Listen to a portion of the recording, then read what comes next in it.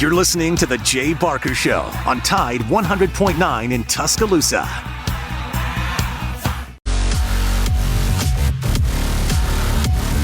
Yes, it is. Welcome into the program. It's Friday, December 29th. We're headed into the New Year's weekend. Of course, that means we're headed towards Alabama, Michigan, 4 o'clock on Monday afternoon. Can't wait for that.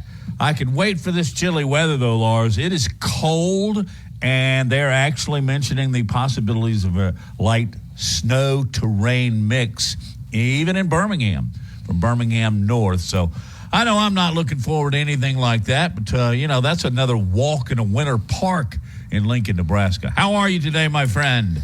I am terrific. I'm actually going to be jetting out of here after the show today and going back to my home state, where the state slogan is the good life. So I'll be heading to the good life and to Nebraska here in a little bit. And so, yeah, leaving this weather behind. My mom was just here, and she looked at me this morning as we're just walking to the car to go to the airport, and she's like, "It's not supposed to be this cold in Alabama, Lars." I was like, "Nope, it's not." And you can talk to my buddy Matt Coulter about that. Yeah. Hey, what's the weather like in Nebraska right now?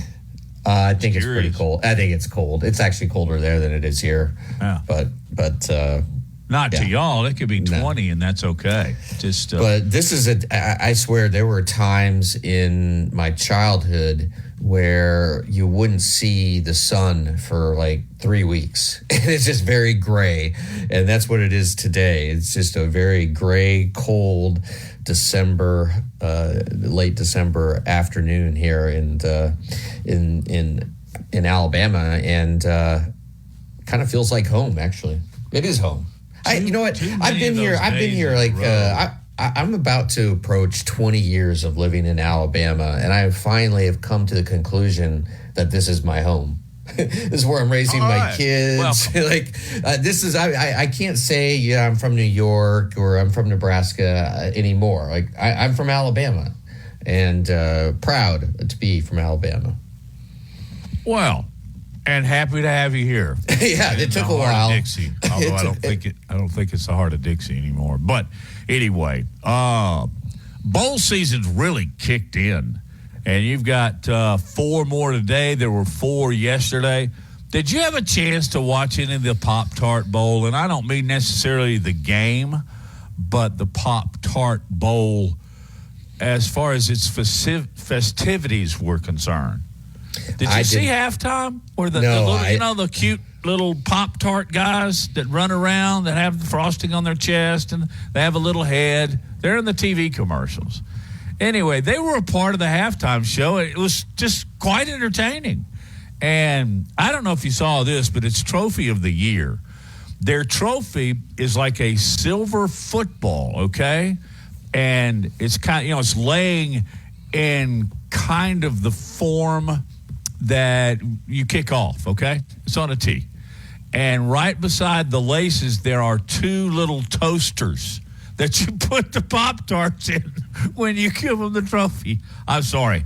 It just cracked me up. Maybe I'm the only one, but there were a few people that were out on social media last night that were going crazy about it. I thought it was pretty cool.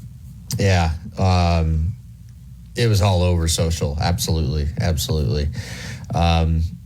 Did you get anything from the press conferences yesterday, which were going on out in Pasadena while we were on air? Did you get a chance to go and listen to Coach Saban and Jalen Milroe and others just interact with the media and a little bit of their back and forth? I read some. I heard some. I think the biggest quote to come out of yesterday was Jalen Milroe talking about Bill O'Brien, not favorably. But, yeah, I kind of got the gist. I feel as though you're heading somewhere. I was just struck by... Did you hear something? Yeah. Well, I was struck by Michigan defensive coordinator Jesse Minter. And he basically said that Jalen Milroe is like Reggie Bush running the ball. He said it's not like a quarterback that's scrambling and he's going to slide and you make sure you don't hit him so you don't get a penalty. He said this dude is going to, like a legit tailback or like a legit slot receiver, once he's in space. He's going to run like a legit tailback or legit receiver. And it's good to see that, so many of the stories that are being written coming out of Los Angeles / Pasadena are just gushing about Jalen and effusive in their praise of Jalen, because this guy, this young man has traveled a long road to get where he is right now. And, we have been critical of him. We have been also, trying to be, honest in our assessment. Yeah. And just hoping for the best for him. And he's just handled himself with such grace and dignity and just flashing wonderful integrity. And again, I go back to the South Florida game when he was benched and didn't get a chance to play. He wasn't sulking at the end of the bench.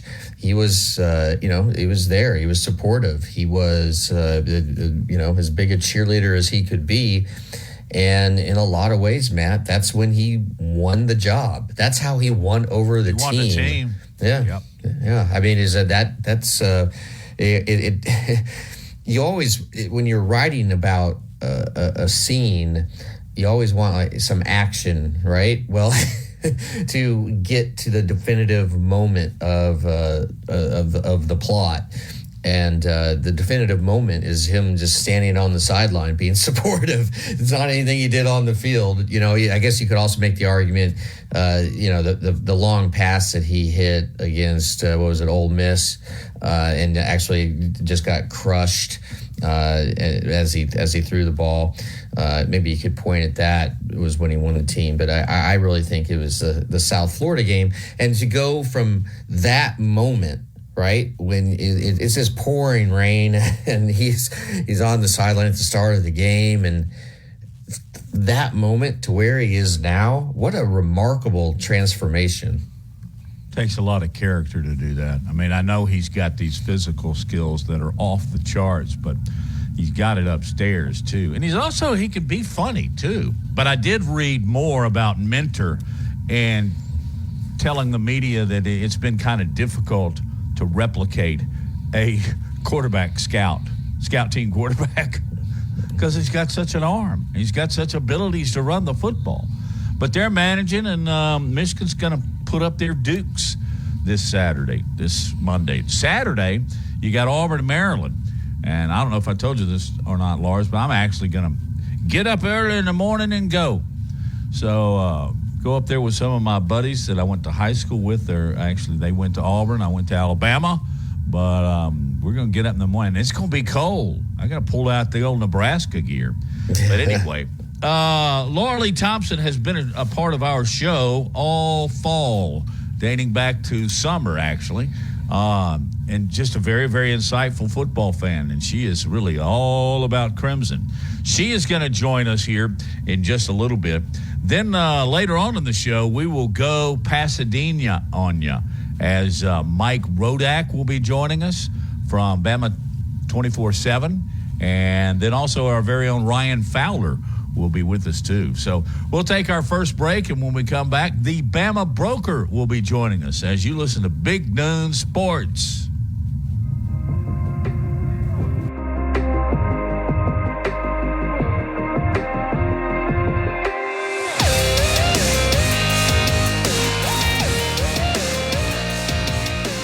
Laura Lee Thompson is known as the Bama Broker. She's a Tuscaloosa native, an Alabama graduate, and the only realtor in town with Wall Street experience. A skilled negotiator, Laura Lee knows how to buy low and sell high. And the Bama Broker isn't just going to show you houses. No, Laura Lee is going to educate you on the market, guide you to homes that fit your budget, and teach you how to sell your home for its maximum profit. Throughout the entire process, the Bama Broker will equip you with the tools you need to both buy a home and build financial wealth through home ownership. Trust me, the Bama broker, who's as roll tide as houndstooth, will get you across the goal line. That's Laura Lee Thompson, the Bama broker with Advantage Realty Group. You can reach her at 205-790-7229. Again, that's 205-790-7229. And you can also email her at lauralee@thebamabroker.com. That's lauralee@thebamabroker.com. Trust your trophy. Tide 100.9 Tuscaloosa weather.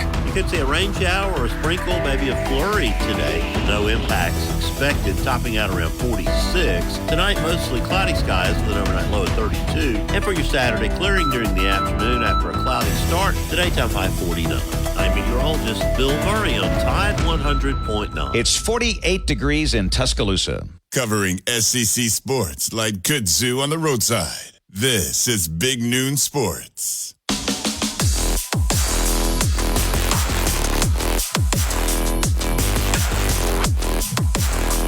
That's Big Noon Sports. Lars, Wyatt, Matt, and our dear friend Laura Lee Thompson, the Bama broker, who was with us every Friday when we were doing our shows live in Tuscaloosa from Innisfree Irish Pub. And she is with us because we got to talk all things Michigan. How are you, Laura Lee? Merry Christmas. Happy New Year. Same to y'all. Doing really well.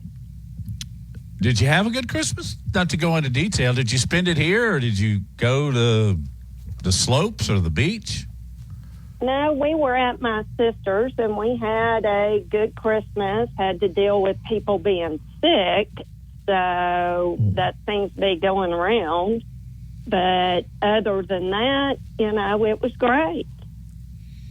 And I do have to tell you that my husband gave me a great present. And I have never worn anybody else's jersey in all these years. And he bought me a Jalen Hurts Eagles jersey. And I was so excited. Cool. Is Jalen one of Jalen Hurts, your all-time favorite Alabama player? One of them, yes. We have so many greats, but yeah, I've always been a Jalen Hurts fan. Yeah, he just there's so much to say about Jalen Hurts. And when he was a freshman, he wasn't allowed to talk to the media. And I did a really long story on Jalen for Bleacher Report. Went down to Channelview, Texas, and hung out with just his former high school teammates, people in the band who knew Jalen. And he was just so popular. And Matt, he was very popular among the young females too. He was a big fan, or he was very much admired by everyone there. That. Yeah. Well, let's talk about the other Jalen Milroe. What is your feeling about Jalen and as he approaches this game? What are your expectations for him? Well, I think Jalen is going to do Jalen things. I've been high on him even preseason, and am very happy for him and the way not only, and people talk about how he progressed, but as we have also talked about how I think Tommy Rees was finally able to run his offense instead of the Bama offense that we had under Bill O'Brien. I think that's what you're seeing, such a huge difference. Were you surprised to hear that Bill O'Brien told Jalen that he should switch positions? No. You have to understand that Bill O'Brien ran a completely different offense. He ran one that worked for Bryce Young and, he did not run an offense that Milroe would have excelled in, and I think that's what you saw at the beginning of the season. And it was that same offense instead of, if you go back and watch Tommy Rees's offense at Notre Dame, he's running what he ran. It's much more closely aligned to what we're seeing now with a lot of 12 personnel. You are quite insightful when it comes to the game of football, Miss Laura Lee Thompson. Wait, I want to go back to Milroe Hurts. Can you see some of the characteristics athletically and personally that run parallel with those two quarterbacks? Oh, 100%. 100%. I mean, even their attitude. Take the fact that they're both very similar quarterbacks and that they're a threat to run and you can't bring them down. It's just their sweet disposition. I love how Milroe, right as he ends all interviews and the way he says roll tide with that smile. I think he is just someone that everybody looks at and you can't help but like the guy. Laura Lee, you are as plugged in as anyone when it comes to the Alabama fan base. What is your expectation for the crowd? Is it going to be, I think it's going to be about 65-35 Michigan, 65% Michigan fans, 35% Alabama fans. What is your expectation of that? And the people that you have talked to, are they kind of, just waiting to go to Houston, from their perspective? Hopefully the Alabama gets to the national championship game, so we'll go to Houston instead of going out to LA. Well, both. I know people who already left for LA. I know I have some friends that were going to Vegas first and then going out to LA. Yeah. So I think you are probably right. I would say, Michigan is going to show up more than Alabama. And I think a lot of it has to do with it being in the Rose Bowl for both parties. Number one, that's a big deal for Michigan and the Big Ten. But for Alabama, it's a big deal, don't get me wrong, but many of us have the same opinion of the venue itself and don't want to, I don't like going there. They can't get you in and out. The bathrooms and concessions are outside the stadium and you have to go through this tunnel. And, if you have to go to the restroom or get something to drink, you're going to miss a quarter trying to get back in. Wow. It's just not, I know it's the tradition and it's the Rose Bowl, but as the stadium itself, that's why we're not going.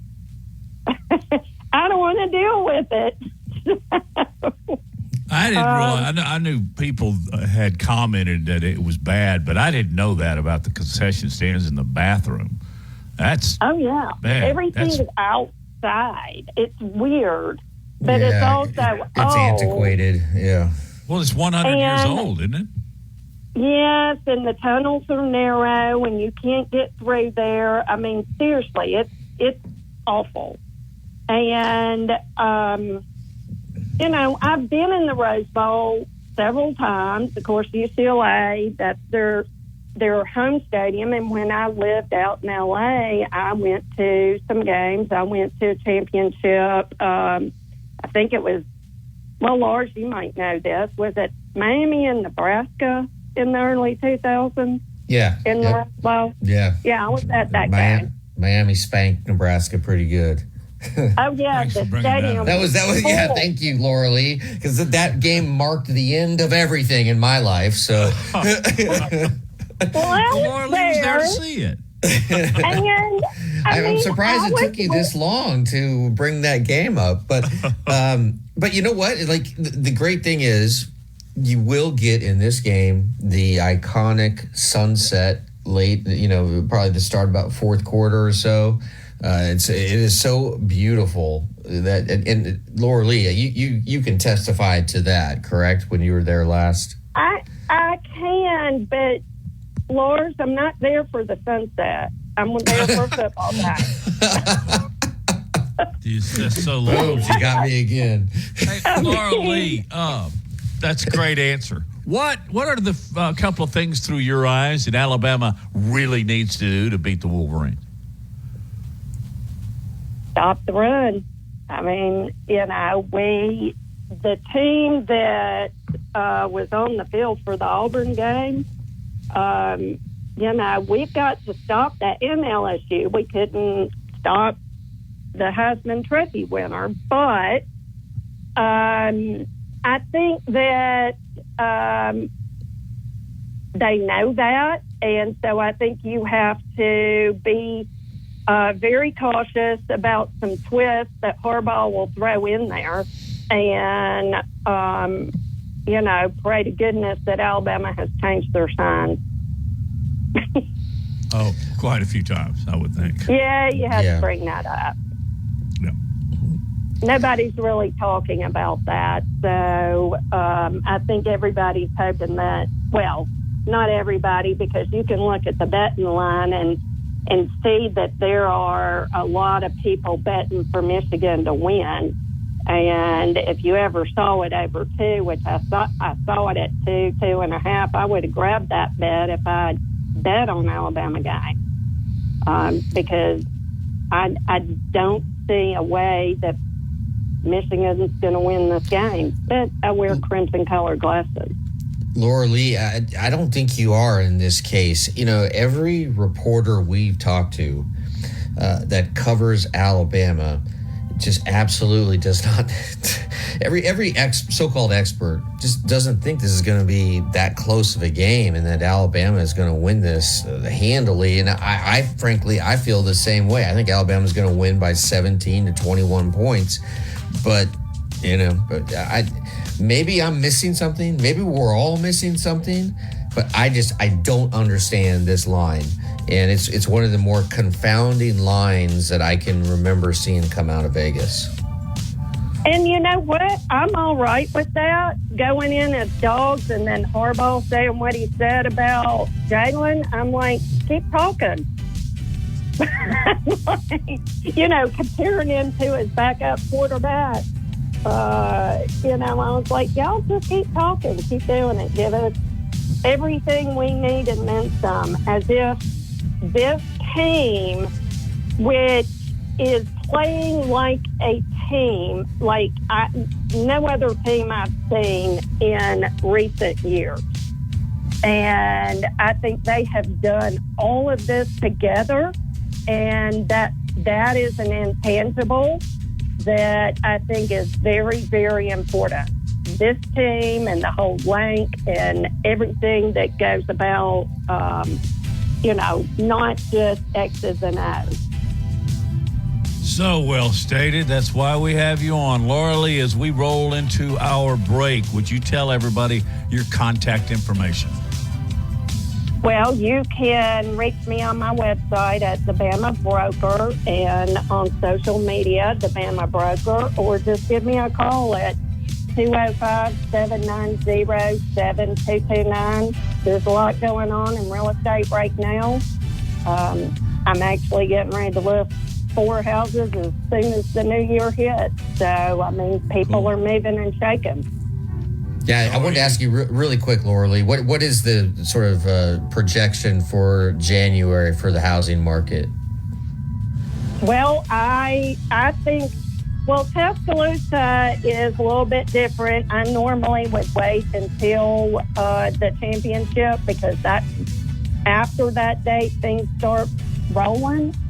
But I think with the rates where they have moderated, that people are interested again in the market, and we're going to see rates go down this year.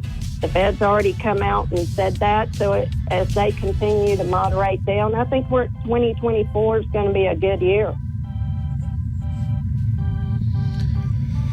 Well, thank you so much, Laura Lee. That's really good stuff. And we will be having you in studio starting in about 2 weeks from now, every Thursday. Look forward to that. Enjoy your New Year's and enjoy the Alabama-Michigan game. That's Laura Lee Thompson, the Bama Broker. This is Big Noon Sports. We'll be right back.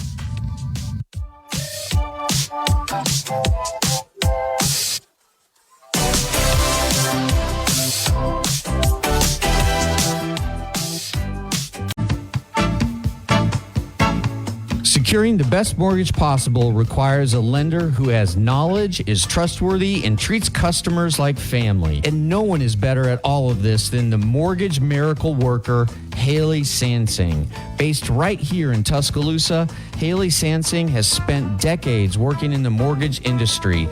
With Haley, it's personal, holding your hand from contract to close. With Haley, it's about one thing, you. Call Haley on her cell, yes, her cell, 205-792-1813. That's 205-792-1813. Let Haley help you. NLMS number 230376. Sports talk in Alabama. This is Big Noon Sports.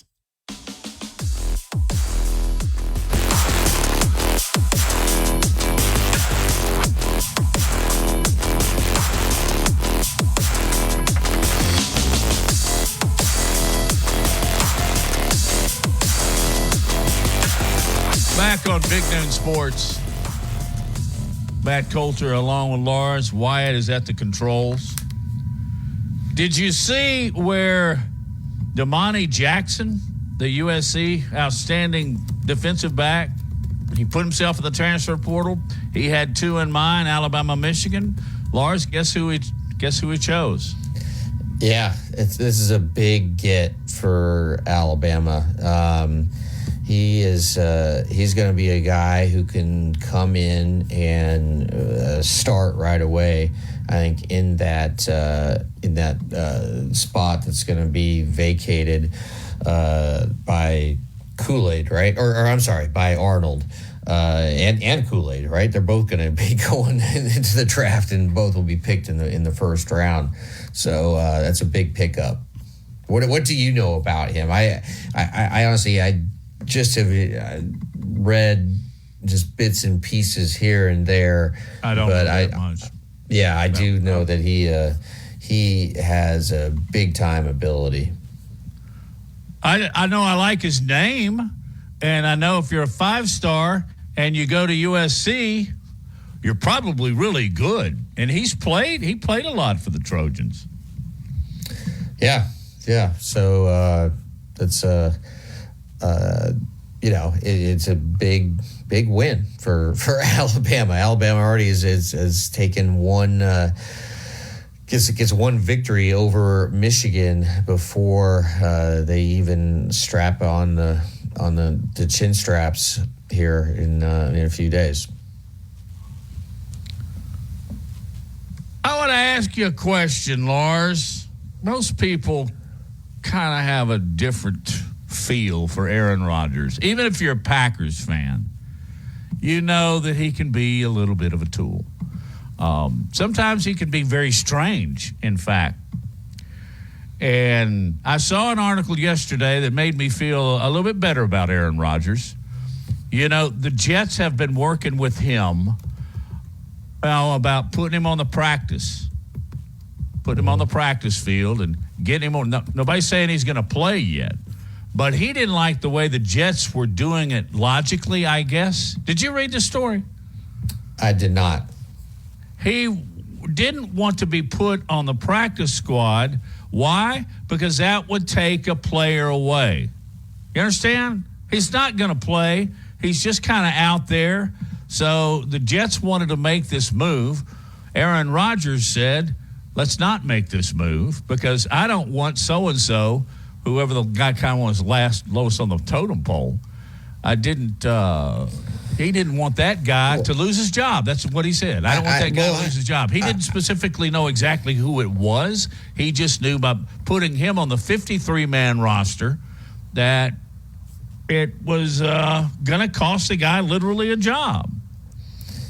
I did not understand the logic of putting Aaron Rodgers on the active roster. I did because I told you, I bet you my kids that Aaron Rodgers doesn't take a snap this year. You can't come back from a torn Achilles as fast as he was proclaiming he was going to be able to come back. Now, maybe if the Jets made the Super Bowl, perhaps he could make it to the Super Bowl, but not before then. And so you were going to elevate him to the active roster off of injured reserve. Therefore, you're going to have to eliminate one other person from the active roster. And at this late in the season, guys they're playing banged up already. And there are times when you got to get to that 53rd man on the active.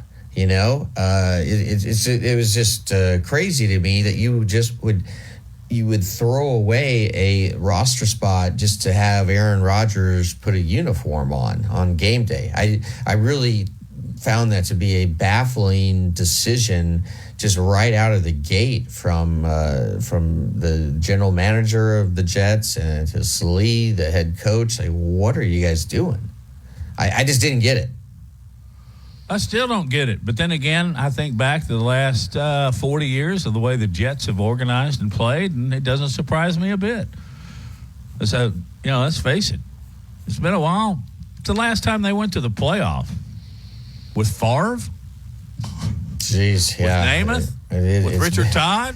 It's been a while. It has been a while. But, going back to Damani Jackson, you're right. This is somebody who's going to be able to come in and really contribute right away, and it's worth remembering, as you mentioned, that he's a former 5-star. He's got 2 years of eligibility remaining, and it did come down to Alabama and Michigan. He went to practice on Thursday afternoon at the Rose Bowl, and was there, and there's video of Nick Saban greeting him. For Nick Saban to run over to you as practice is going on, it's kind of a big deal. So you look back at where this young man ranked Jackson in coming out in the class of 2022. 24/7 Sports, their recruiting site, had him as the 15th best player overall, and Alabama recruited him hard coming out of high school. And Alabama was in the Final Three originally with USC and Michigan. He chose USC, obviously, and he's 6'1", played in 11 games this season, 6'1", 190, and with Alabama, ready to or about to lose Kool-Aid and Terrion Arnold, he's going to be needed.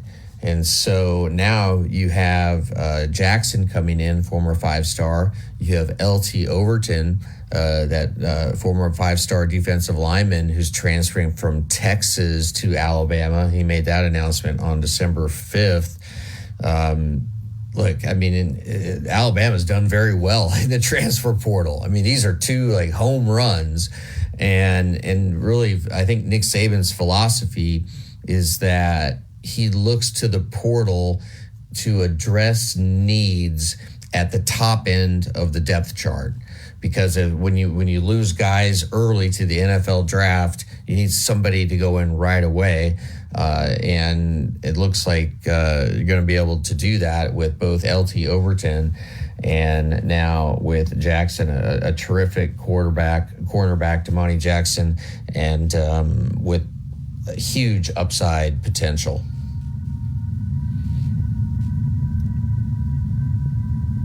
You're spot on about the way Nick Saban. In many ways, I've drawn this parallel before. Some ways, the transfer portal is like what teams used to do with junior college. Yeah.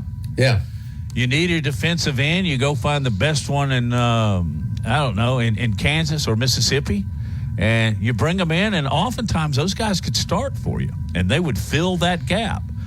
And I think it's in its original intent. I like the transfer portal for that.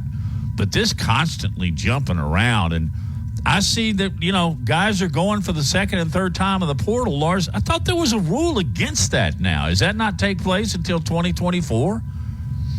That's a good question. I'm not sure. And I don't question, know the answer. Why are the top junior colleges for football in Mississippi and Kansas? They seem to be. There's a ton of them in Kansas, and I've done some stories on a few of them. But didn't Cam Newton go out to Kansas for JUCO? It's just strange that again. I don't know. Our junior colleges being hurt by the transfer portal? I don't think there's any question. When's the last time you heard of a guy that had been, gone 2 years at Itabita? I don't know. That's Mississippi College. The ones at Scuba, the one that's like an hour and a half from here. Yeah. The big one that Brittany did all the stories on. What was it called? Last Chance U? Yeah. You don't hear of junior college guys coming in because wouldn't you rather go to the transfer portal? And let's face it, as long as we're talking about junior colleges, what were they there for? They were there for the 4- and 5-star players that didn't make it academically. When's the last time, Lars, somebody has said, well, that guy doesn't have the grades? 15 years? I could riff long about that, but yeah, you're right. You don't hear that anymore. Prop 48. When's the last time? That's it. Yeah. I wonder how they're wiggling around that, because these universities and colleges certainly still have their academic standards. Maybe all kids. Hey, I'd like to think the kids are just a lot smarter now. How's that? Could be. Don't think so, but could be. Well, if you look at some of these national test averages, we're going the opposite direction. The rest of the world is flying past our youth. But that's getting closer and closer to a political venue, which you and I are not going to get into. I would like to talk for a minute about Auburn and Maryland, because I think it's an interesting matchup. There are a few keys to this game and a few observations we might want to put out there. And that's what we're going to do as we continue Big Noon Sports. By the way, we are very heavy guested in our last 30 minutes of the show. So we literally have darn near an hour where we can take your calls. Want to know what you think about Alabama, Michigan. Want to know what you think about what's going to happen in the other bowl games as well. Talk Alabama basketball. Talk anything you want to at 205-342-9904. You're listening to Big Noon Sports.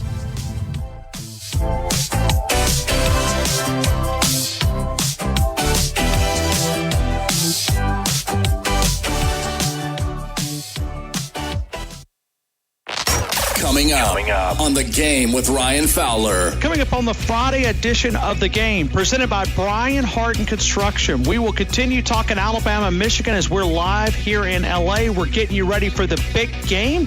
It is presented by Taco Casa, Chicken Salad Chick, Bet You, Blue Spring Living Water, Briar Spray Foam, DanielMooreArt.com, Chuck Norwood, Remax of Gulf Shores. We're going to talk Alabama, Michigan, Alabama defense.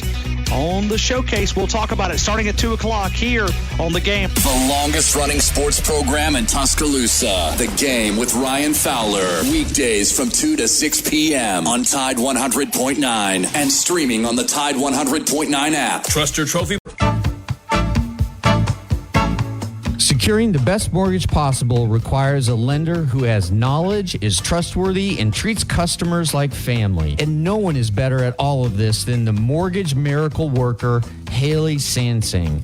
Based right here in Tuscaloosa, Haley Sansing has spent decades working in the mortgage industry. With Haley, it's personal, holding your hand from contract to close. With Haley, it's about one thing, you. Call Haley on her cell, yes, her cell, 205-792-1813. That's 205-792-1813. Let Haley help you. NLMS number 230376. Tide 100.9 Tuscaloosa weather. You could see a rain shower or a sprinkle, maybe a flurry today, but no impacts expected, topping out around 46. Tonight, mostly cloudy skies with an overnight low of 32. And for your Saturday, clearing during the afternoon after a cloudy start, the daytime high 49. I'm meteorologist Bill Murray on Tide 100.9. It's 47 degrees in Tuscaloosa. From T-Town to the Plains, this is Alabama's most in-depth analysis on the SEC. This is Big Noon Sports.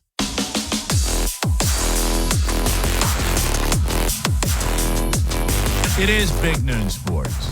Welcome back. You got Lars, you got Matt, you got Wyatt, and we got your phone calls. If you'd like to dial us up, it's 205-342-9904. A little chilly to get up and about, so maybe you're just hanging around watching bowl games. It's a good day to do that. I love it when you can turn on a bowl game at 11 o'clock in the morning, and then if you like, you can watch all the way to almost midnight. That's the case right now. Kentucky, I like this matchup. Kentucky is leading Clemson at the half 14-10. Then in just a bit, you've got Oregon State and Notre Dame. Then this afternoon, you got Memphis, Iowa State. Then tonight, Missouri, Ohio State. And then tomorrow, you've got, 1 o'clock kickoff, something like that? No, I'm looking it up now. Talking while I'm searching is not a good policy. Auburn and Maryland play. It's one central on ABC. Yeah. Auburn is a 6.5-point favorite. Your thoughts on this game? Well, I was thinking about sort of the big picture here. So Hugh Freeze, nearing the end of his first season at Auburn, what grade would you give Hugh Freeze this year? Because, for the last few seasons, Auburn has just been around 6 wins. This year, they start 6-4. They lose their last 2, including, that that incredible game against Alabama in the Iron Bowl. But if they can win tomorrow, Auburn would have their highest single-season win total since 2019. Given the fact that, again, this is Hugh Freeze, and he's trying to build a program, and he is known as a program builder, right? He most recently did it at Liberty after, losing his job at Ole Miss because of off-the-field behavior. Which he has addressed, and I think he has gone about his business of rebuilding his reputation about as well as a coach can.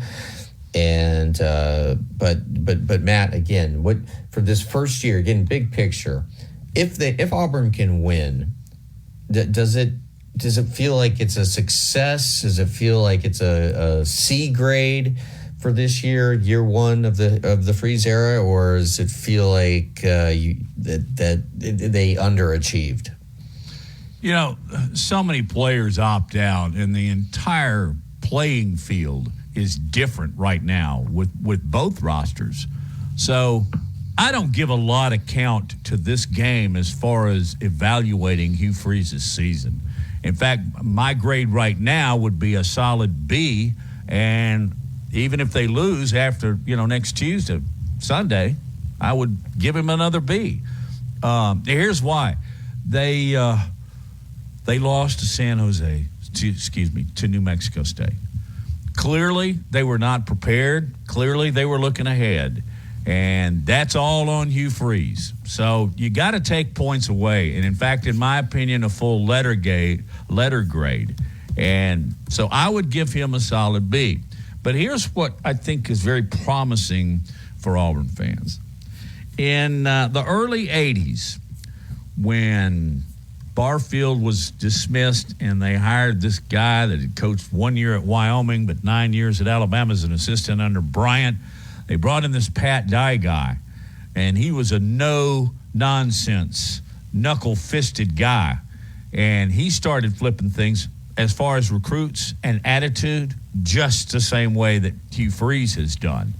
And in his first year, they had near misses against guess who?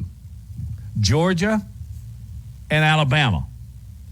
See, I feel like in the next year, maybe two, you're going to see those near misses turn into victories, and Hugh Freeze is going to be celebrated in a huge way, as he should be. So, in taking 90 seconds to answer your question, mine is a B for Freeze. You? Yeah. I think it's B. It takes a while to reshape the roster in the image of the likeness that you want, and so it takes time. It takes time. One thing I don't get, or that I don't necessarily approve of, is Talia, Tua's brother, who has been the starting quarterback at Maryland. He's been there for 4 seasons. He owns almost every career Maryland passing record, including yards, about 11,000, touchdowns, 76, career completion percentage, 67%, career 300-yard games, 15. And what does he do? He opts out of the game. And I just I hate that. I mean, he's been so loyal to Maryland and to Mike Locksley, and and he said before the season that a SEC school offered him $1.5 million to transfer. But what did he do? He stayed. He was a second team All Big Ten for the second straight season. He set the conference's all-time passing record in the regular season finale. And, so now the reason he opts out, maybe NFL, maybe play at another college to reap the rewards of NIL, right? But and I get it, because that, if you're a 5'11" quarterback, and I don't even think he's 5'11", I mean, he's probably closer to 5'10", 5'9", his earning power doesn't last forever. His earning power may be more intense right now, or there's more potential earning power right now than there is even next year. If he goes, or if say he plays one season and then goes to the NFL draft, he may earn more money next year staying in college than he will as a 6th round draft pick. So I get it. I mean, he doesn't want to suffer an injury in a meaningless game. I mean, and that's what bowl games are. If you're not playing in the playoffs, and Nick Saban is right.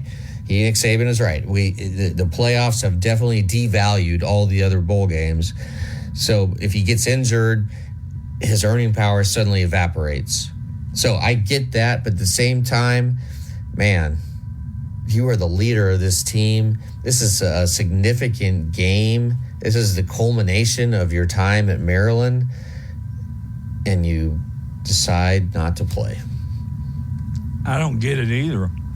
And if you're going to opt out, don't you enter the transfer portal? Has he done that yet? I don't believe he has. That's odd. Very odd. And well, see, what are you opting also, out? yeah, no. So he is he's trying to get an extra season of eligibility, and it looks like he probably will. That's a complicated case in and of itself. But there's a lot of sort of scuttlebutt out there that he wants to transfer to the University of Miami to be in the same city as his older brother. And I mean, that'd be pretty incredible for his parents, right? who fly all over the country to see their sons play every weekend. Those two, Galou and Diane, what terrific people they are. But I don't know. And apparently Mike Loxley has said, he understands it, and he gets that this is just how business is done now in this current age of college football. But nonetheless, I don't really like it, to be honest. No, it's a very odd situation, and many questions need to be answered here, and I guess eventually they will. But couldn't he make more money in the NIL than he's going to make as a fifth-round draft pick? Yeah. I mean, Miami. I mean, who has more money than anyone else in NIL? Miami. And so it would make sense that, what if Miami's offering him $3 million, $4 million? I mean, that he's already aware. Holding a clipboard, for whomever. But I don't think it's a lock that he is going to be an NFL player. Nor do I. He's a great college player, and it would have been wonderful if he could have, been able to play at Alabama after doing so well in high school here in Birmingham. But it'll be interesting to see what happens. Interesting to see where he ends up. Answer the $1.5 million question. Who was the team that offered him in the SEC? Auburn, maybe? I don't know. That's who I would have guessed. Yeah, so the team that they're playing. Yeah, so the team that they're playing. By the way, I like Auburn in this game. I think Auburn's going to win 27-20. Cover the spread by half a point. How about you? It is 6.5. Yeah, I like that. And I'll be there. I'm going to Nashville in the morning.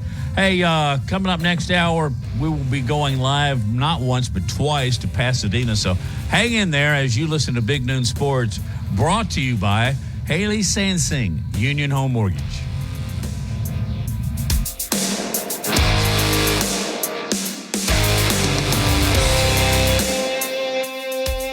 Tune in to Laura Lee Thompson is known as the Bama Broker. She's a Tuscaloosa native, an Alabama graduate, and the only realtor in town with Wall Street experience. A skilled negotiator, Laura Lee knows how to buy low and sell high. And the Bama Broker isn't just going to show you houses. No, Laura Lee is going to educate you on the market, guide you to homes that fit your budget, and teach you how to sell your home for its maximum profit. Throughout the entire process, the Bama Broker will equip you with the tools you need to both buy a home and build financial wealth through home ownership. Trust me, the Bama Broker, who's as roll tide as houndstooth, will get you across the goal line. That's Laura Lee Thompson, the Bama Broker with Advantage Realty Group. You can reach her at 205-790-7229. Again, that's 205-790-7229. And you can also email her at lauralee@thebamabroker.com. That's lauralee@thebamabroker.com. Town Square, WTBC Tuscaloosa, and W265CG Tuscaloosa, a Town Square media station. Tide 100.9 and streaming on the Tide 100.9 app. From the Fox Sports Studios in Los Angeles, here's Nick Cope. News in the NFL. Dolphins coach Mike McDaniel said quarterback Tua Tagovailoa is expected to play against the Ravens despite being on the injury report for quad and left thumb issues. Miami has ruled out receiver Jalen Waddle with a high ankle sprain. Bengals receiver Jamar Chase limited in practice today with his shoulder injury. Coach Zach Taylor was non-committal on his ability to play against the Chiefs. Steelers coach Mike Tomlin confirmed Mason Rudolph will start again at quarterback. Commanders quarterback Jacoby Brissett, who was announced as the starter this week, is now questionable to play against the 49ers with a hamstring injury. Sam Howell would play if Brissett can't go. Colts receiver Michael Pittman has cleared concussion protocol and is on track to play against the Raiders. Running back Zach Moss has been ruled out. College football at the Gator Bowl in Jacksonville, Florida. Kentucky with a lead on number 22 Clemson at halftime, 14-10. From T-Town to the Plains, this is Alabama's most in-depth analysis on the SEC. This is Big Noon Sports.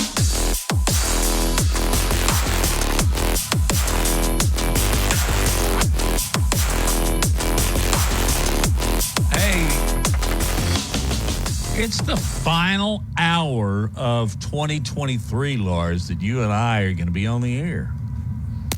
Let's do a real quick impromptu. Yep. Just name off a couple of huge stories from this year. Obviously, not limited to Alabama.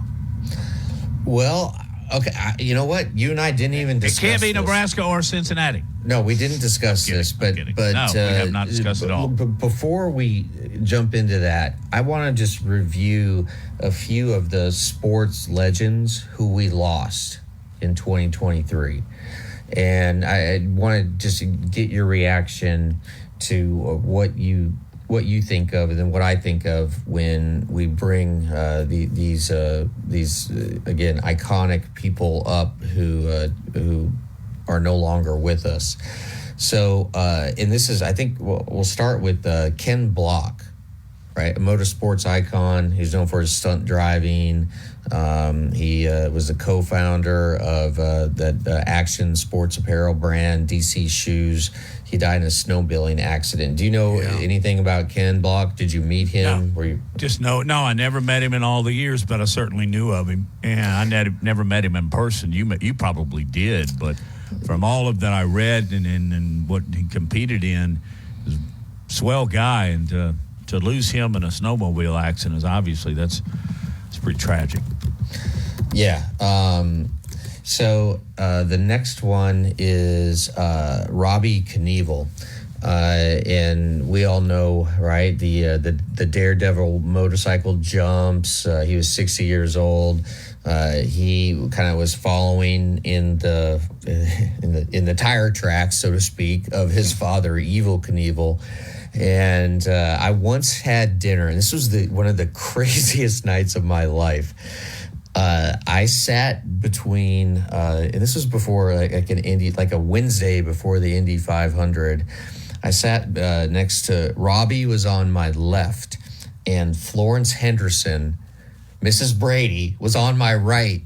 And the three of us just had the best time. None of us had ever met before. We really didn't have that much in common, but I grew up watching the Brady Bunch. And to have, the matriarch of all moms, Mrs. Brady, sitting next to me, and Robbie was such a funny guy, and just Matt, it's just one of those things that you can't even prepare for it because you can't make that up. I've never heard that either. You didn't go station wagon Greg Brady on Florence Henderson, did you?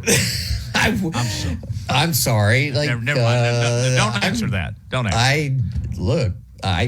I really like Florence Henderson. What can I say? And so did Robbie. And, by the end of the night, after a couple bottles of wine, we were all very affectionate toward each other. And I still have pictures of the three of us. And it was in Indianapolis. I think Florence Henderson was there to sing whatever song that is that they always sing before the Indy 500. Something about Wessenol. Yeah. Those commercials. And Robbie may have been like the honorary starter. And then I was just, there as a Sports Illustrated writer. And it was a great night. It was a great night. And I hadn't even thought of that until just now. I sort of put it back in my memory. But anyway, Robbie Knievel, did you ever, were you? No. About Evel Knievel? No, never had any interactions with him either. I remember as a kid watching him. ABC would have a live broadcast of him trying to jump the fountains at Caesar's Palace. Trying to jump the Grand Canyon. Yeah, that was pushing it to the point of hokiness. But that wasn't a motorcycle. That was a rocket, and it failed a second in, and he pulled a chute. I think we could all kind of see that coming. But as a daredevil, I think he broke the ice for many others. And the thing that made him different from a lot of the others, including his son, is that he was just so flamboyant. And he liked the fact that he'd broken every bone in his body. He was very charismatic, more so than many others. And in fact, I think didn't evil, like date Lonnie Anderson or something. He was known for his lifestyle as well. So that's what I know about Robbie. Have you got another one for us? Okay, we lost Billy Packer, age 82. Such a great college basketball broadcaster. Covered 34 Final Fours for NBC and CBS. Bobby Hall, the Hall of Fame hockey player, helped the Chicago Blackhawks win the 1961 Stanley Cup Finals. He was 84. Tim McCarver, who he was an all-star catcher with the St. Louis Cardinals, won 2 World Series, and then became one of the best broadcasters, one of the country's most recognized baseball broadcasters. I know some people didn't really care for McCarver because he was very talkative, but I liked him. And, I remember watching Tim McCarver call World Series when I was a kid, and I just thought there was something melodic about his voice. He was very well informed. And guess what position? We've just been talking about it. He's the only one facing the right direction. So his knowledge and observations of the game over the many, many years behind the plate make him a skillful announcer. But I don't know. There was always just a touch of aloofness that I picked up in his delivery. And I think it was there. I think that sometimes, though, you got to have that. But he went a tad over the top. But I would much rather tally up his positives. And he was an outstanding catcher. And he did a great job with Mike, too. And Willis Reed, died at 80. What a guy. What a man. Yeah, what a man. Just the image of him dramatically emerging from the Knicks locker room minutes before Game 7 of the 70 NBA Finals. And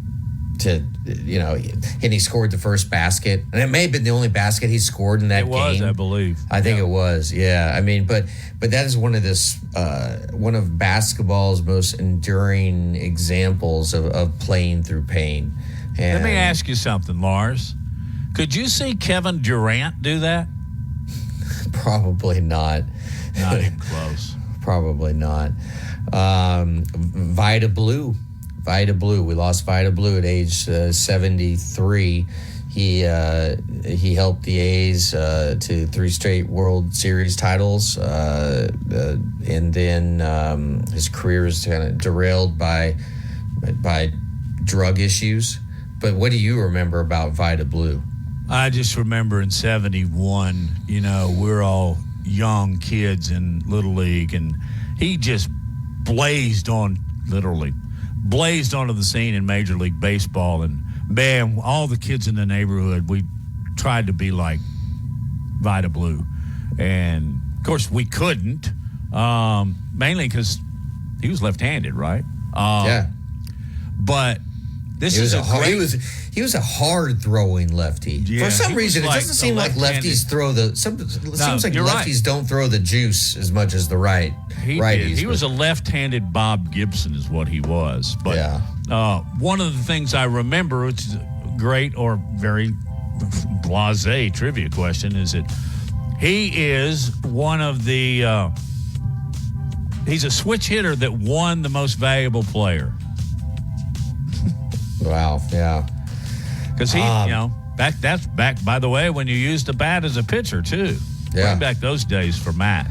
I think the biggest name probably that we lost in 2023 in the sports world, Jim Brown. I'd say arguably the greatest. I would still say he was the greatest running back in NFL history, even though his career was, I believe, only 6 seasons long, 7 maybe. But that's because he was a man that wanted to make an impact and did in civil rights and on the movie screen. He was a pretty good actor. So. And just a couple of Tim Wakefield. Gosh, that was horrible. Losing Wakefield at age 57, the knuckleballer for the Red Sox. And remember, he started as a fastball pitcher with the Pirates, and then he got hurt, and he just reshaped his entire game. Dick Butkus, lost Butkus. He was my dad's favorite defensive player of all time. We talked about Bobby Knight a lot on this show. Losing him at age 83 on November 1. And, those are just a few of the sports giants that we lost in 2023. Sad that we lost them. We've got more coming up on Big Noon Sports. In fact, why don't we take a little stroll down memory lane and talk about huge events on the field, on the ice, on the floor, as we continue this last edition of 2023 of Big Noon Sports.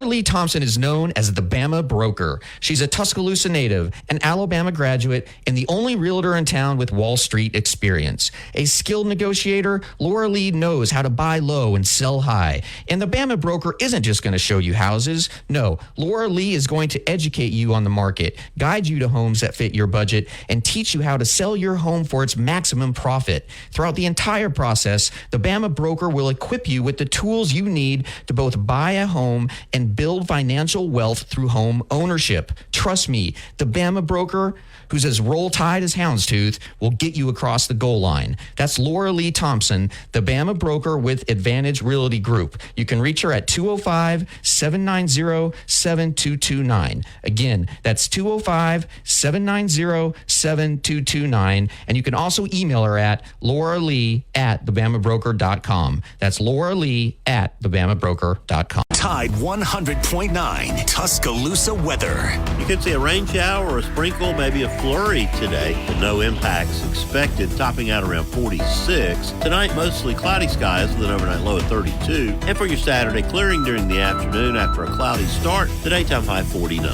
I'm meteorologist Bill Murray on Tide 100.9. It's 48 degrees in Tuscaloosa. More Big Noon Sports coming up.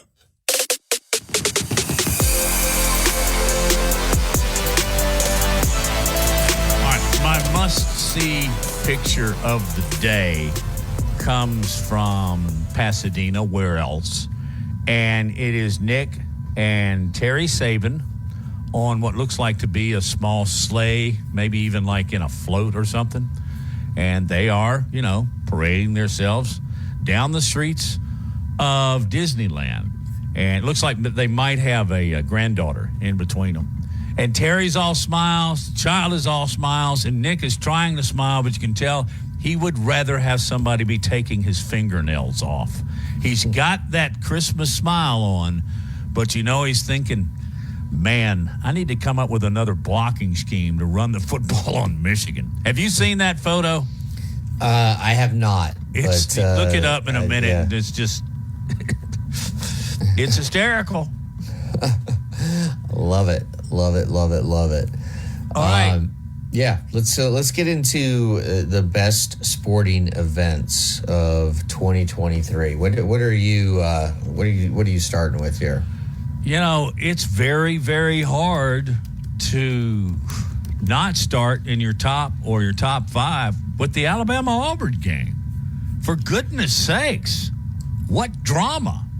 And then the Alabama-Georgia game wasn't bad either. But there were several other moments outside of our region that I think you can embrace as well. I think that, postseason baseball. Shohei Ohtani, $750 million. Now, that's a signing, but there were others. I know you're an NFL guy, so I might hand the ball off to you with the National Football League. I mean, what about Taylor Swift, her takeover of the NFL? that would probably be it, because you could bring so many other people voting in from the Taylor Swift side. By the way, have you seen that his numbers have really, really dropped since he's been dating? Yeah, there are. Does one have to do the other? No. The Chiefs are just out of sync, and a lot of Chiefs fans are actually incorrectly, in my view, blaming Taylor Swift because of the distraction that she has caused, and they've made the Chiefs into this circus, or she's made the Chiefs into this circus atmosphere. And I don't know, Chiefs are struggling, but when Patrick Mahomes fumbles the ball and lets the Raiders return it for a touchdown, and then the very next play he throws a pick six and gives up 14 points. I mean, there's some coaching issues going on there, and Mahomes just seems a tick off. Hopefully he'll remain a tick off, because the Bengals are going to Kansas City, going to Arrowhead on Sunday, and desperately need a win to keep their playoff hopes alive. But yeah, I'd say Taylor Swift in the NFL, and in NBA, I think it's pretty obvious. It's LeBron breaking the scoring record, surpassing Kareem Abdul-Jabbar, who took the record from Wilt Chamberlain. And LeBron was born 8 months before Wilt Chamberlain broke the record himself. And so it was cool that Kareem was on hand for that moment when LeBron became the leading scorer. But so where do you want to go? Do you want to go baseball? I'll hand the baton to you for just another moment from 2023 that really sticks out to you. Well, I think I'll go to NCAA basketball tournament, both men and women. The LSU-Iowa game was one of the most compelling basketball games I've ever seen, not to mention that it was the finals with two outstanding players. And we talked about that game at length over more than one day, about what a mark that it had on women's college basketball. And the men's tournament had a lot of drama as well, when you had a couple of teams that were really off the radar. I mean, did you think that the Florida team, International, or is it Atlantic? I get them mixed up. I think it's Florida. It's going to make the Final Four, and then San Diego State. How about that? That was very compelling. And then, Lars, I'm stealing your thunder. Nebraska, 100,000 people to watch a women's volleyball game. So I just threw those at you real quick. And I'll let you continue on the Nebraska thing. Well, no, I want to stay with the college basketball and go to women's college basketball. To me, the story of the year in women's college basketball, in a lot of ways, if someone were to ask me what my favorite story of the year was, it's the emergence of Caitlin Clark for Iowa. I mean, she is a female version of Larry Bird. She can do everything. She can hit threes from 35 feet, no look passes, and she's just a beautiful basketball player. And I haven't seen anybody like her since Larry Bird. And when with Caitlin Clark, Iowa gets to the championship game against LSU, a record-shattering, and it's not even close, record-shattering 12 million viewers watched in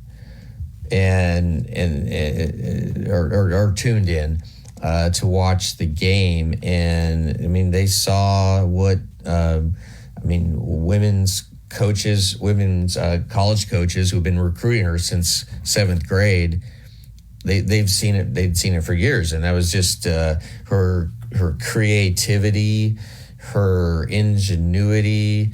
There's no such thing as a bad shot for Caitlin Clark, just like there's no such thing as a bad shot for Steph Curry.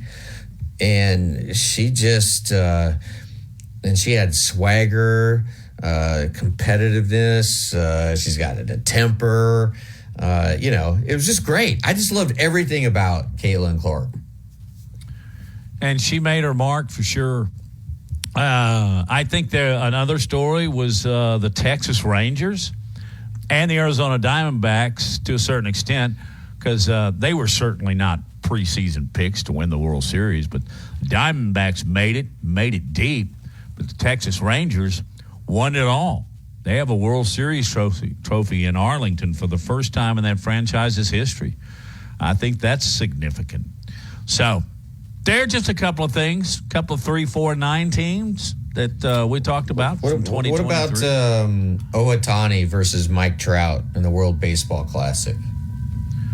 That was pretty interesting indeed. I hadn't really thought about that. Ohtani in general.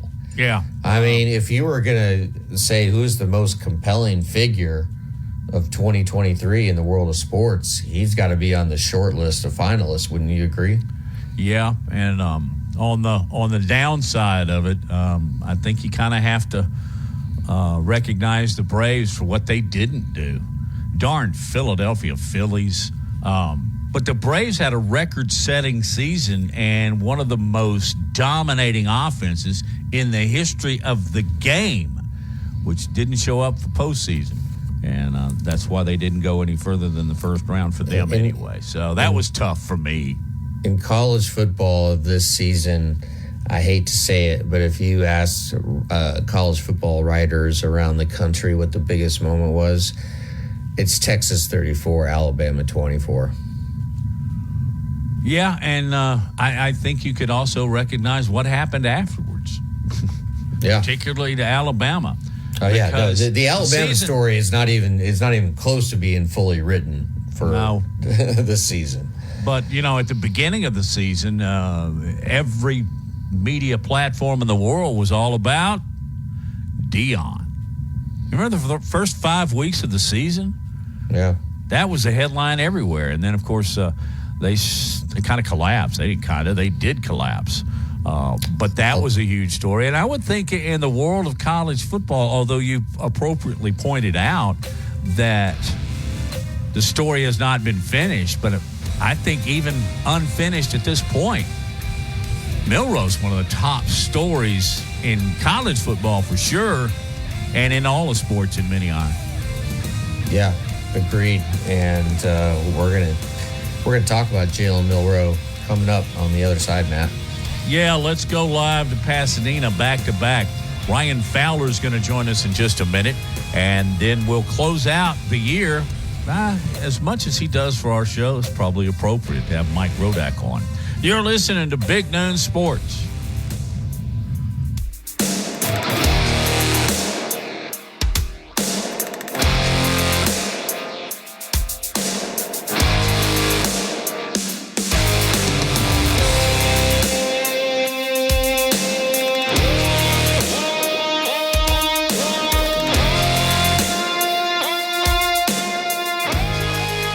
The two winningest programs in college football history collide. Jada, look, he's got Miller wide open. 20, 15, 10, 5, touchdown. It's Saban versus Harbaugh. It's the Alabama Crimson Tide and the Michigan Wolverines in the college football playoff semifinal at the Rose Bowl. Our coverage starts at 1 this Monday on your home for Alabama football. In Birmingham, Alabama. We are here treating patients from every generation across the United States and from around the world. We're here for the rookies and the dreamers trying to make a name for themselves. We are here for the achievers who are resilient and won't take no for an answer. We're here for the coaches, athletic trainers and mentors who are shaping the next generation of legends. We are here for you, aggressively pursuing victory over injury. Learn more at andrewsportsmedicine.com. Coming up on The Game with Ryan Fowler. Coming up on the Friday edition of The Game, presented by Brian Harden Construction. We will continue talking Alabama, Michigan as we're live here in LA. We're getting you ready for the big game. It is presented by Taco Casa, Chicken Salad Chick, Bet You, Blue Spring Living Water, Briar Spray Foam, DanielMooreArt.com, Chuck Norwood, Remax of Gulf Shores. We're going to talk Alabama, Michigan, Alabama defense. On the showcase, we'll talk about it starting at 2 o'clock here on The Game. The longest running sports program in Tuscaloosa. The Game with Ryan Fowler. Weekdays from 2 to 6 p.m. on Tide 100.9 and streaming on the Tide 100.9 app. The two winningest programs in college football history collide. Jada, look, he's got Miller wide open. 20, 15, 10, 5, touchdown. It's Saban versus Harbaugh. It's the Alabama Crimson Tide and the Michigan Wolverines in the college football playoff semifinal at the Rose Bowl. Our coverage starts at 1 this Monday on your home for Alabama football. This is the Big Noon Sports Network.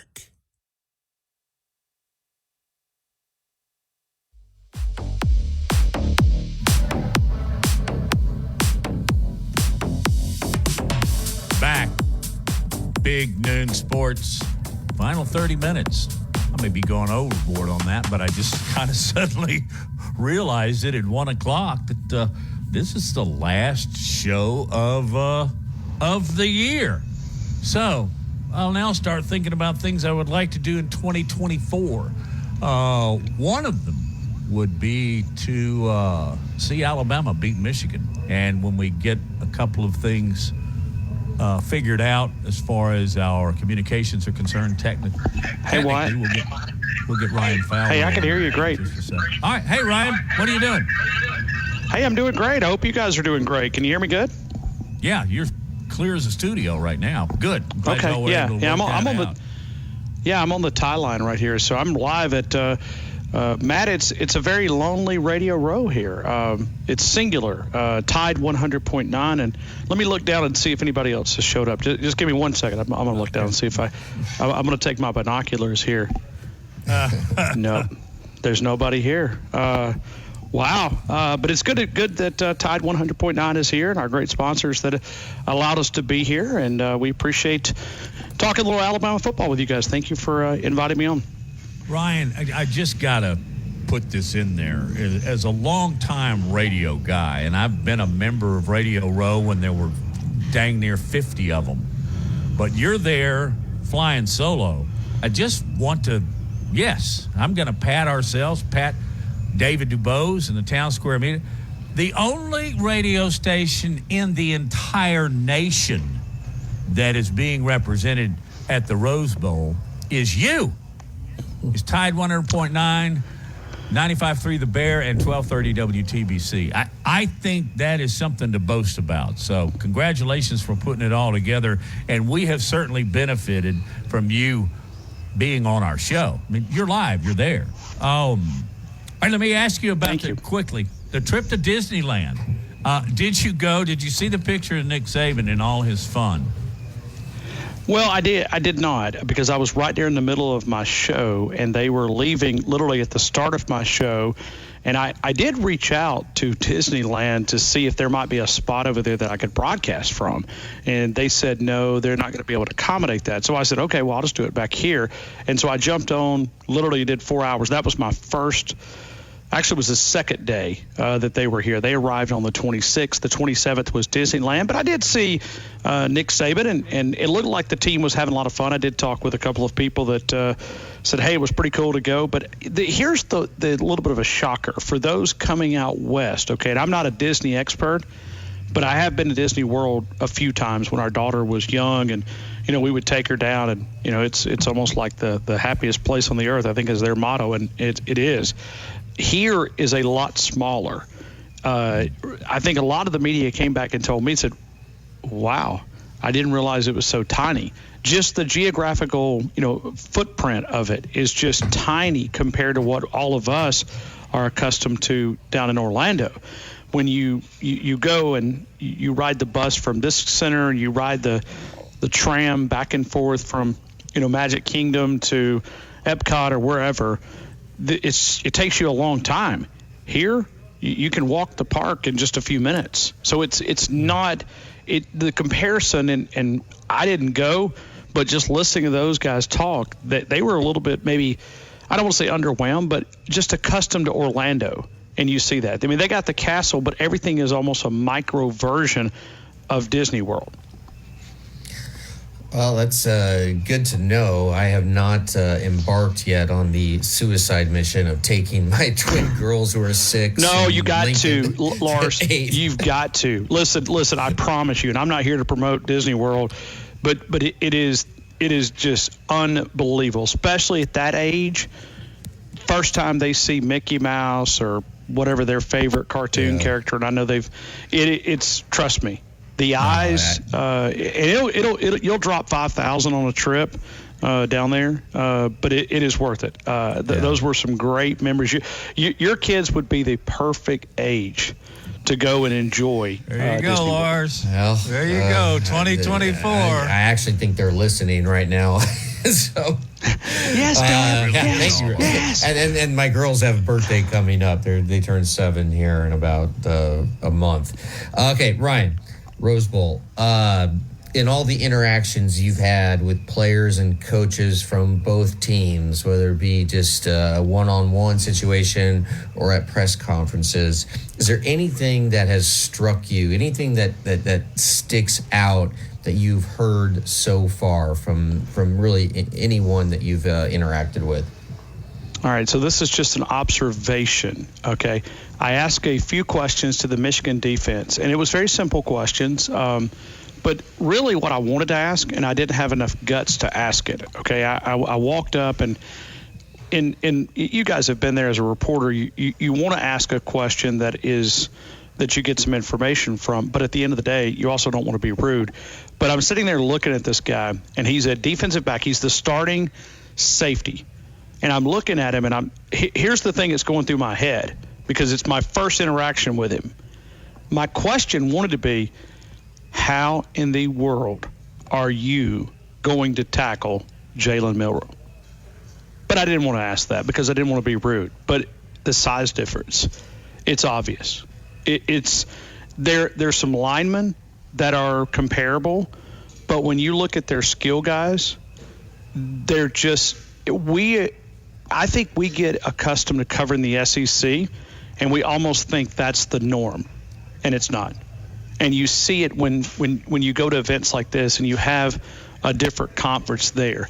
And it may not be, you look at the weight, they may be comparable, but when you get up beside them, 15 minutes later, Jalen Milroe come walking in.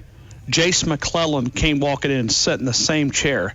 So I had the same size, and I'm going, there's just a significant that doesn't win the game, but that's just been an observation for me looking, and I went back and I asked some of my fellow media members. I said, hey, did you guys see the size difference? And they were actually talking about the same thing, because it's eye-opening. Not the lineman. The lineman is comparable. As we know, the Big Ten produces a ton of offensive linemen, but when you look at size of the skill guys, they're not big. It just something about the way that they're put together. It doesn't remind you of an SEC team. Well, then I started going back and I asked another question to one of the defenders, edge guy, and the question was, okay, give me a team that you think is comparable that you guys have already played to what you've seen on film from Alabama. And they went to Ohio State. So then I went through the Ohio State numbers. I said, okay, let's take these numbers. So I went and I started going through and I said, all right, let's look at the numbers of Ohio State offensively. So I grabbed their numbers and I threw them together and I said, okay, 425 per game. 425 per game. Let's go to the SEC and we'll go through the yardage there. Just total yardage, just trying to compare, even though they're not the same. I said, where would 425 rank per game? And it's like middle of the pack of the SEC.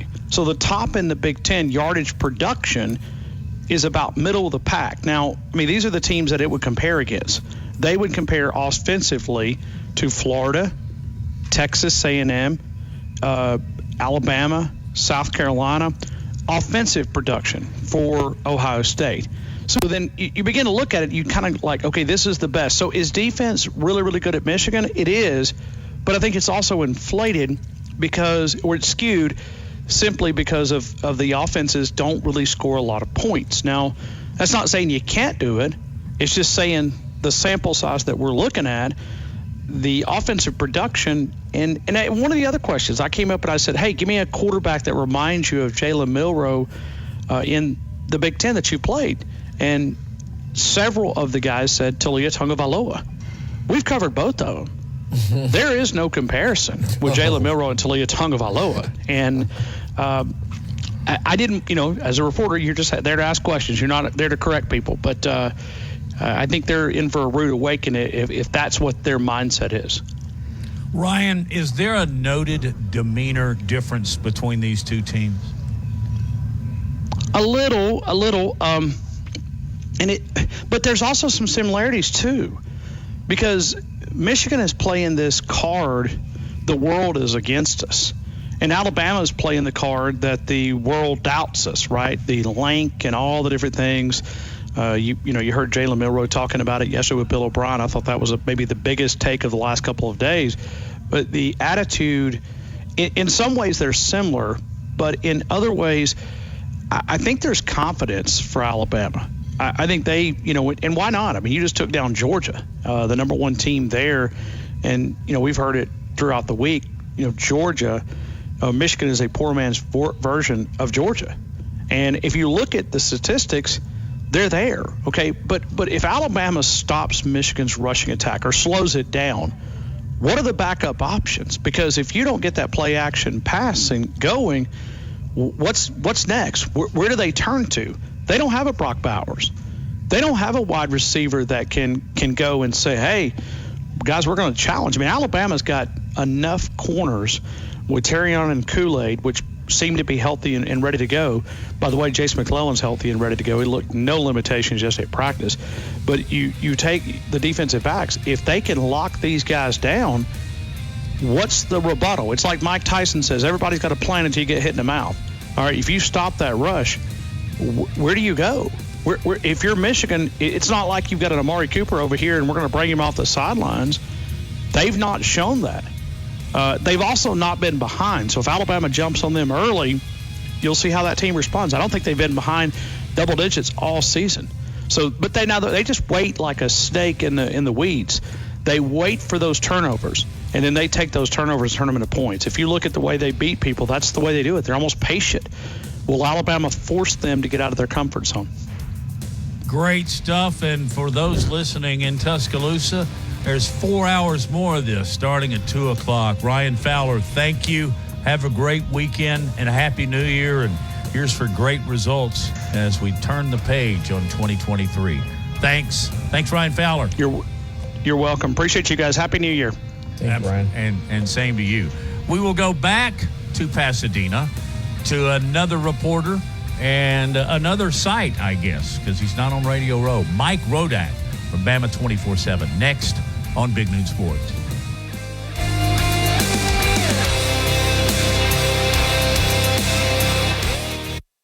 On the next Inside the Locker Room with Coach Wimp Sanderson and Barry Sanderson.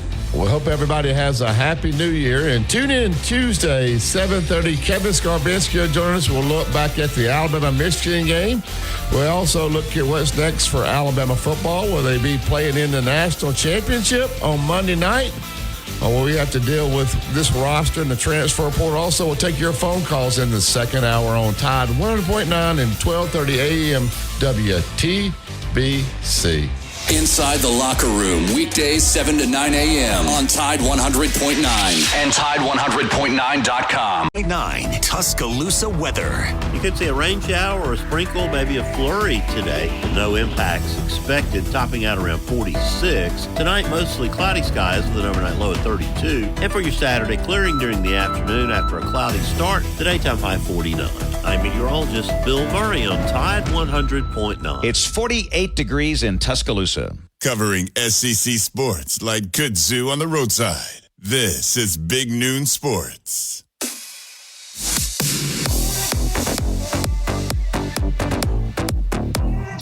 Mike Rodak is our guest from Pasadena, from Bama 24/7. And I think, as I was talking to Lars a minute ago, Mike, this is very appropriate because I think you have been our most noted and often contributor to this show. You've been very generous with your time, and we appreciate that very much to start this off. I appreciate being on and having the opportunity to talk to you guys. Hey, what's going on in Pasadena? Just paint me a little picture right now. Some football, all football, Disneyland. What's going on? Yeah, there's a little bit of that. I mean, they got in on Tuesday and they had they practiced right away, and then they had the Disneyland trip for some players on Wednesday.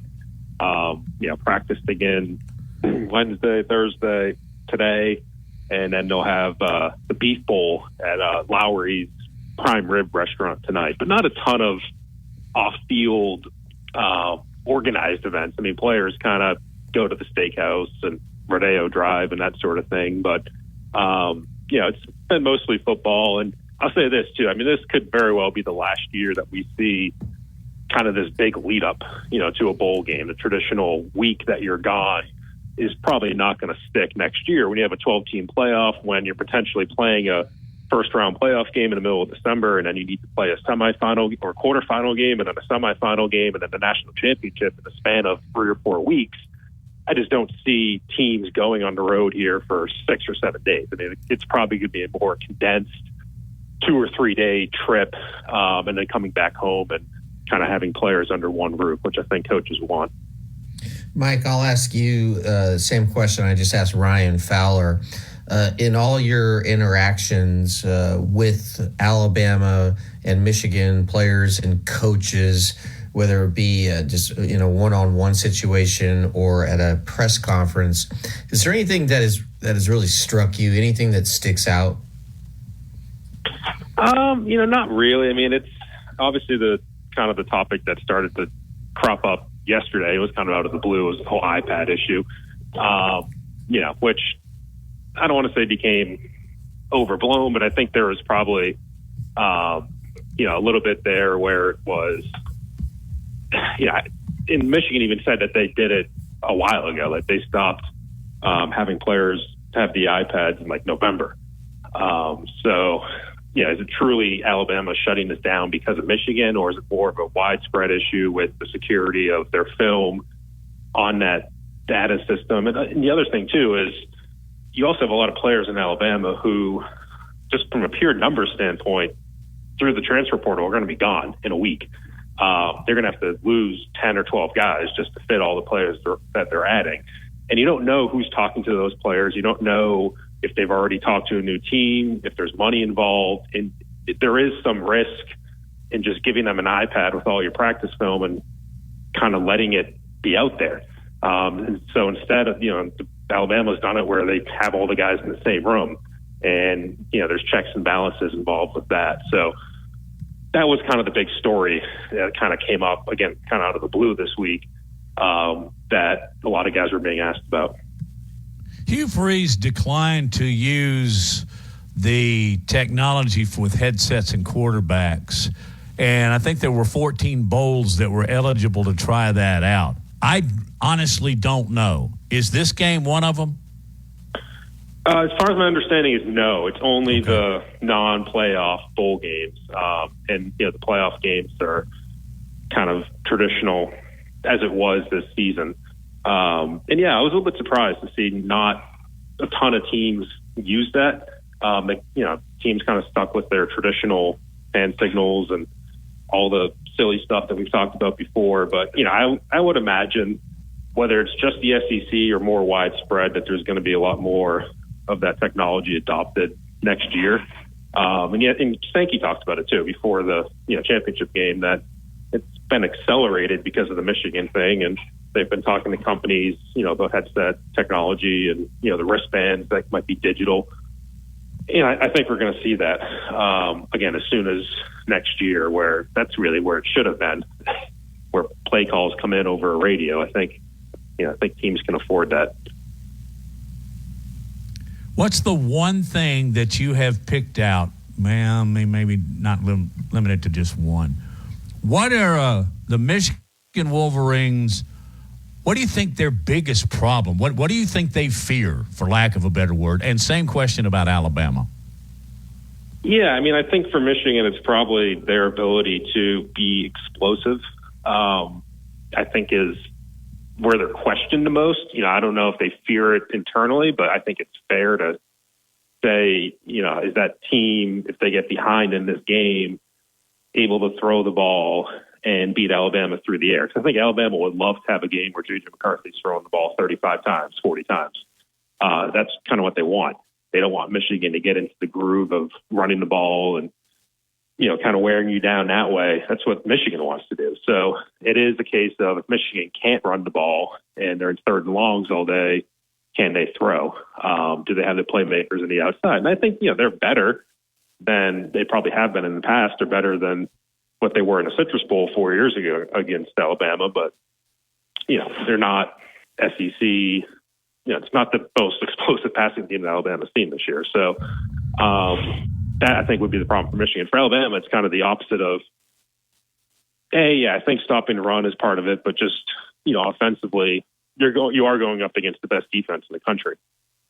And so, can Jalen Milroe hold together everything that he's done so well and done so much better the last couple months, last month and a half, and continue to do that in this game, I think is still an open question. If he doesn't, if Jalen Milroe starts making mistakes, turnovers, whatever, do you regress to where you were early in the season? Mike, does one team have more or less swagger? What's the demeanor of Michigan and Alabama right now? Yeah, I think Alabama has a little bit of swagger in terms of they just beat Georgia. And there's that kind of, we're proving people wrong. Tyler Booker basically said they're like a bunch of misfits, and they've had that chip on their shoulder, obviously, lank and all that. But there is a danger, and I think even J.C. Latham said it, where it's like an alligator. After after the alligator eats his meal, that's when they're most vulnerable because they're satisfied and they're fat and happy, essentially, and they need to avoid that. They just ate Georgia, so to speak, and they can't have Michigan killing them, so to speak. So, I think they're cognizant of that. I think Michigan, they're the favorites, but I think there's also like an underdog mentality there where, they've lost to Georgia, they lost to TCU. They're trying to prove themselves that they're able to kind of get past not just the SEC, but get past the semifinal hump. And a team that obviously has rallied around all the things that have happened to them and rallied around Harbaugh, and it's Michigan against the world. And, I don't know if that qualifies as swagger, but I think there is some, just there's some motivation on their end that they can kind of show people that they're more than just what they've kind of been accused of doing. Mike, final question of the year for you here. What's Harbaugh like and what's Saban like in this atmosphere? I haven't really been around Harbaugh because I wasn't here for the Disneyland thing on Wednesday, which has been the only time that he's talked so far. They're going to do a media day tomorrow and then another coach's press conference Sunday morning. So I haven't really seen him. Saban, I haven't really seen Saban yet either. But, I think it's, two coaches that have been here before, and Saban obviously knows kind of the pitfalls of this week. And, if guys aren't focused on what they need to do, then, things won't work out. So I don't know if there's anything different about them. But again, we haven't really been around them too much to this point. Okay. One more. What was maybe the most impactful favorite story that you covered with Alabama football this year? Ooh, that's an interesting one. Trying to think back to the entire year, but man, it's been a different year. I'll say that. I mean, South Florida game was probably the weirdest game I've covered yet. So, I mean, I don't know. It's tough to say, but it's definitely been a different year where it's been a roller coaster for you, hasn't it? Yeah, it's not the typical, 4th and 31 is probably up there as well in terms of it's not the typical year where by the second quarter writing your story and you know what you're saying every week and what the story is going to be and the questions are going to be. It's been a lot more unexpected. That's what Saban's talked about too. It's enjoyable to kind of have something different. Mike, enjoy your weekend in Pasadena. Thank you for joining us, not just today, but throughout 2023, and Happy New Year to you. You too. Thank you. All right. Thank you. You can catch up with him on Bama 24/7. That's Mike Rodak, who just does an outstanding job as a beat writer for the Alabama Crimson Tide. Hey, anyway, Wyatt, thank you. Lars, thank you. Thanks to the many people that have contributed to the show over the last 365 days. It's been a blast. And guess what? We will be back Tuesday at noon to talk about what happens in the Rose Bowl. Happy New Year.